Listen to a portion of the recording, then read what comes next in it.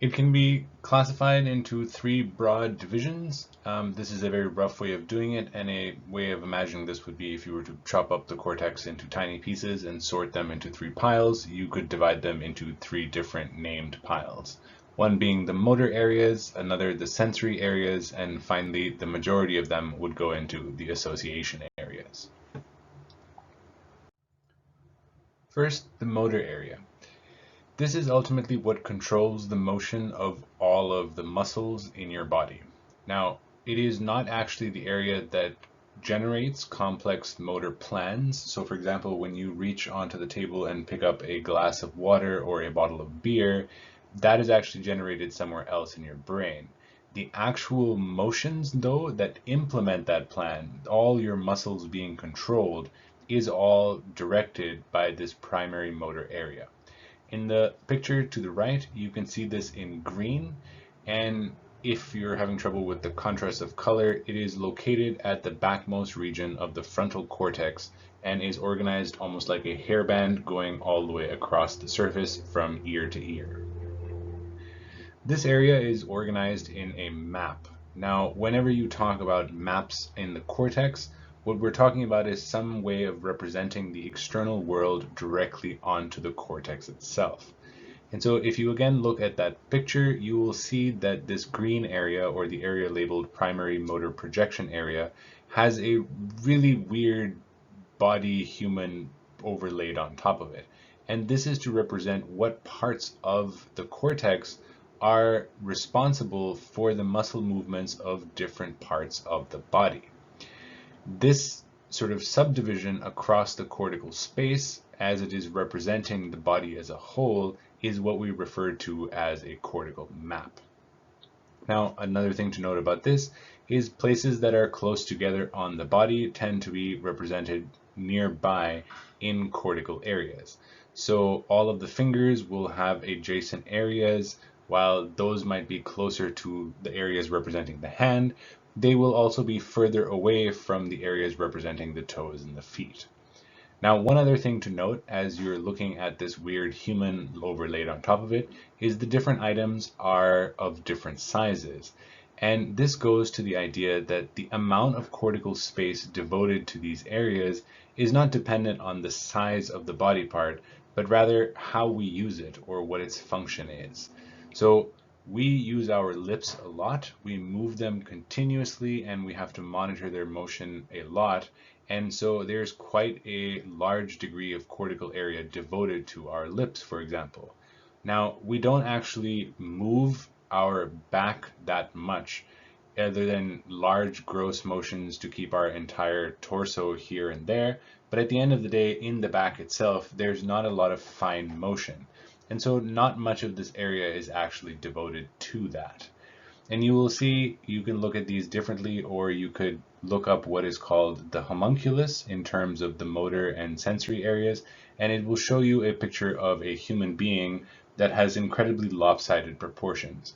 Oftentimes the hands and the face will be huge, and the genitalia to some degree, and then the rest of the body will be relatively normal looking in comparison. And this just shows that the hands and the face have a tremendous amount of cortical area devoted to them and less so to the rest of the body. As discussed also earlier when we were talking about split brain patients, these areas also show contralateral connections, meaning the right side of the brain is connected to the left side of the body and the left side of the brain to the right side of the body. The next, which would fall under one of the sensory areas, is the primary somatosensory area. Somata is just the body, so somatosensory is referring to senses from the body itself. You find this area at the foremost region of the parietal cortex. It is immediately behind the primary motor cortex, and in this image it is represented in purple, and you can see that there is the primary somatosensory projection area, which shows ultimately an analog of the primary motor area. It is also organized in this map structure, meaning that different regions of the cortex are devoted to processing the sensory information that comes up from your body, and different areas are responsible for the feeling and sensation of different parts of your body.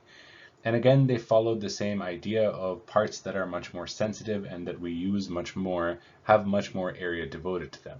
So again, our fingers have a tremendous amount of cortical area devoted to them because we need to be able to touch and feel very fine-grained things to operate our hands functionally. While, say, the back or the hips don't feel anywhere close to as nuanced as our fingertips. If you would like to do an experiment for yourself, one of the easiest ways to do this is probably with the help of somebody else. But take two, I'm not going to recommend needles because you could hurt yourself, but something that is small and pointy that won't hurt you. And you can tap your skin with both of them at varying degrees from each other, and you will notice that there comes a point where they're so close together that it feels like only one thing is touching you. You will notice that that distance can be much smaller on the pad of your finger, or on your lips for that matter, than on your back or your hips. This is just a product of the way in which those areas are represented. Now, if you were to stimulate these areas, say if you were to take the skull off of a person and apply a very mild electric current, because if you applied too strong an electric current, you would of course kill the person. But so applying a very mild electric current to these areas will result in phantom sensations or somatosensory hallucinations. And this is basically the idea that people will feel sensations across their body even though nothing is actually touching them. And you can stimulate different areas and it will change where the person is having those somatosensory hallucinations. This is also organized in a contralateral fashion, just like the primary motor projection area. Just going back to that as well, you can stimulate the primary motor area and it will result in short and jerky motions depending on where you are applying the voltage, the current, sorry.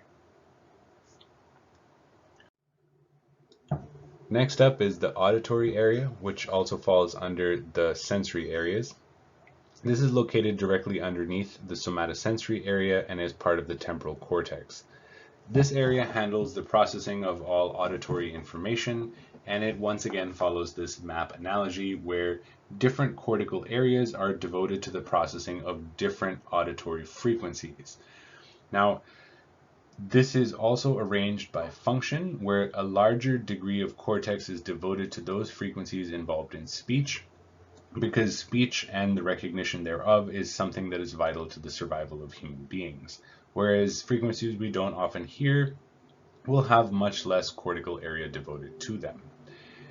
Once again, organized in a contralateral way, even though auditory connections are the least fully organized in this manner, where the majority of connections are contralateral, but some of them are ipsilateral as well. Ipsilateral just means that what comes in one ear is sent to the same side of the brain. Not necessarily about hearing in the brain, but ipsilateral is just the same side. If you were to stimulate these regions, oftentimes people have auditory hallucinations, which sound like clicks and buzzes for the most part. The final area in the sensory areas is the visual area. This is located all the way in the back of the brain in the occipital cortex. Again, it follows this map structure, except here the various different cortical regions are devoted to processing different areas of the visual field. Now, also, they're given size based on function, where you will find that for the fovea, which we will talk about at some length when we're talking later on about visual perception, this is ultimately the region of your eye that contains the cone receptors and is devoted to, well, it perceives in the most clarity, detail, and color.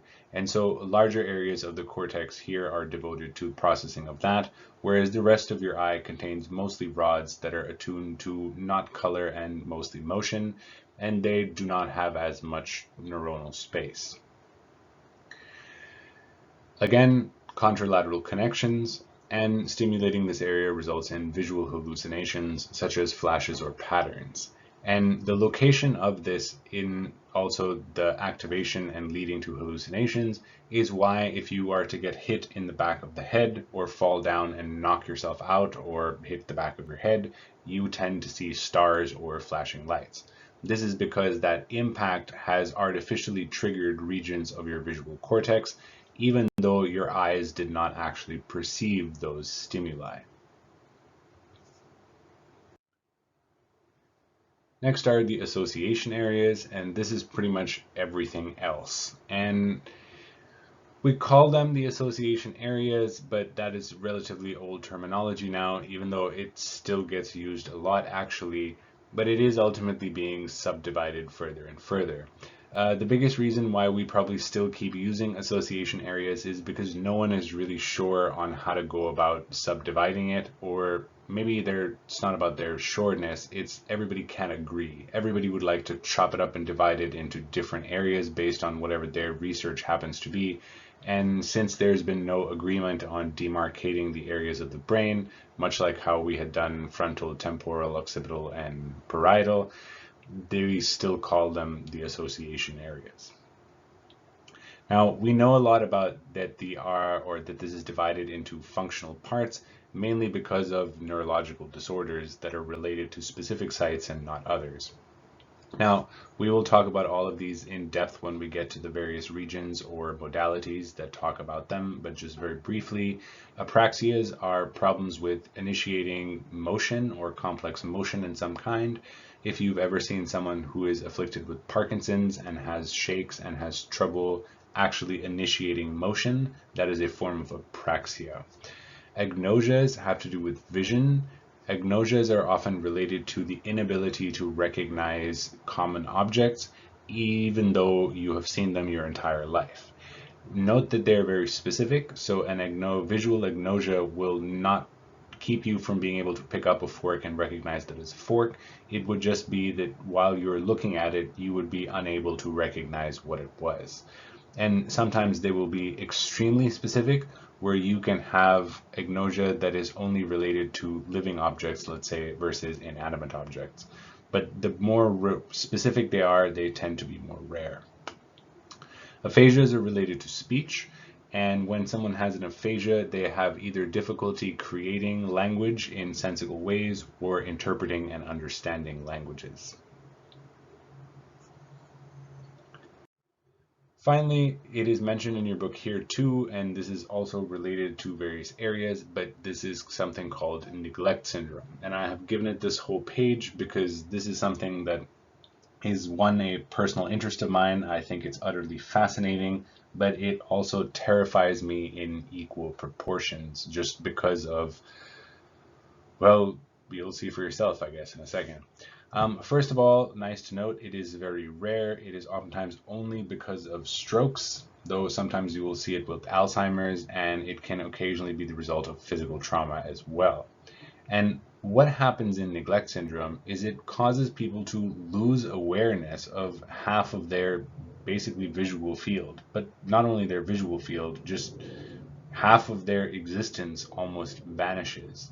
And it's not that their eyes or their skin muscles have gone bad, it's just they're no longer aware of them.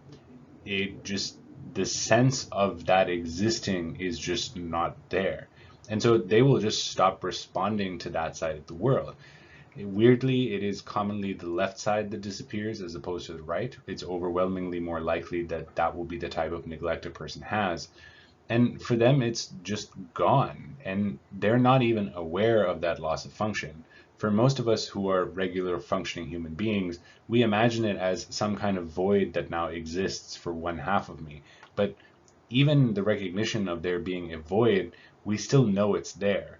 For people with neglect syndrome, there's not even that awareness. To them, it doesn't exist and nothing is wrong. It just is gone.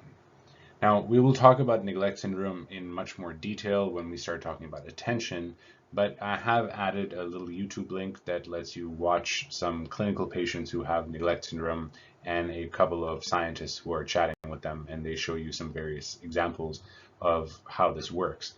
And it really just underscores how crazy and remarkable the brain is, and how many various pieces are working together to give us our daily lives that we take for granted. And really, we only know a lot of those things because of all the weirdly nuanced and specific things that can go wrong. But after you see that, if you decide to watch it, I recommend taking a couple minutes and just, I guess, basking in how amazing you are that you can do simple things like walk around and eat some food and enjoy the flavor of it.